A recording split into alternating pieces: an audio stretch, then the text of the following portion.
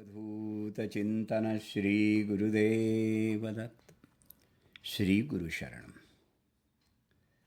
अवधूत चिंतन पुष्प 22. माझी देवपूजा देवपूजा, पाय तुझे गुरुराया माझी देवपूजा देवपूजा. देवभक्ती देवपूजा याचं फलित काय? आपली प्रार्थना पूजा सफल होण्यासाठी आपल्याला प्रामाणिक विश्वास, समर्पण, शांती आणि धैर्य असणं आवश्यक आहे. देवाच्या इच्छेने आपल्याला मिळणारी फळे आणि कृपा ही आपल्यासाठी योग्यच असतात. त्यासाठी त्या फळाच्या मागे असलेल्या कारणावर विश्वास ठेवणं महत्त्वाचं आहे. प्रार्थना आणि पूजा केल्यावर त्याचे तात्काळ परिणाम दिसणार नाहीत, परंतु आपल्या श्रद्धेतील आणि आपल्या समर्पणातील शुद्धतेमुळे ते नक्कीच परिणाम देतील. दत्त महाराज म्हणत असत, पुण्यानेही पापक्षय होतो, पण त्याकरता पुण्यही खर्ची पडतं. भोगाने पापक्षय झाला तर संचित पुण्य हे अबाधित राहू शकतं. ईश किंवा गुरुकृपा तीहीच होय, तया सत्कर्मी रती वाढो.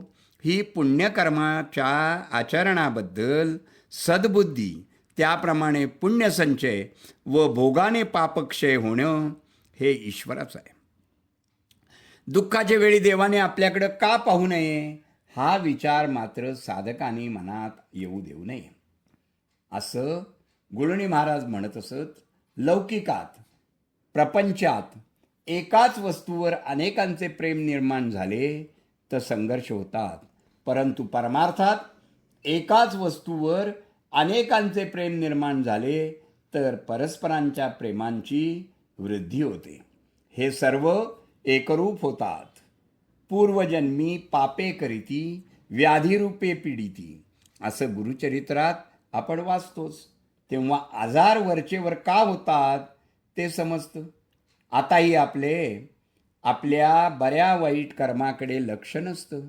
पुण्यस्य फलम इच्छन्ति पुण्यम न इच्छन्ति मानवः, न पापम फलम इच्छन्ति पापम कुर्वन्ति नित्यशः.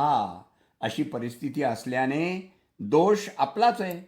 श्रीपाद श्रीवल्लभ म्हणाले, बेटा, कुणाचंही प्रारब्ध कर्म सुटत नाही.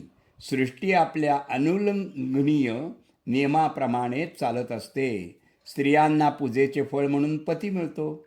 दान केले असता संतती मिळते. दान मात्र सत्पात्री करावे.